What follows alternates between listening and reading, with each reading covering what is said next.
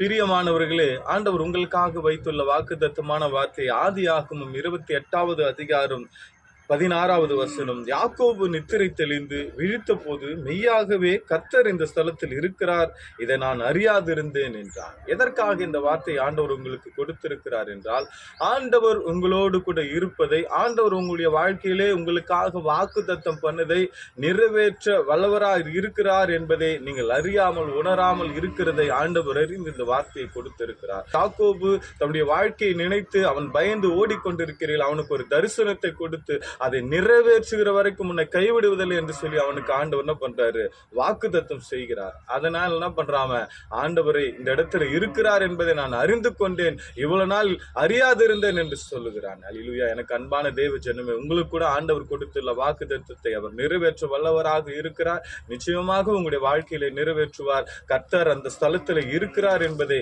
நீங்கள் அப்போது அறிந்து கொள்வீர்கள். கர்த்தர் தாமே அவர் இருக்கிறார் என்பதை உங்களுக்கு நீங்கள் அறிந்து கொள்ளும்படியான அற்புதங்கள் அடையாளங்களோட வாழ்க்கையில செய்வாராக. God bless you.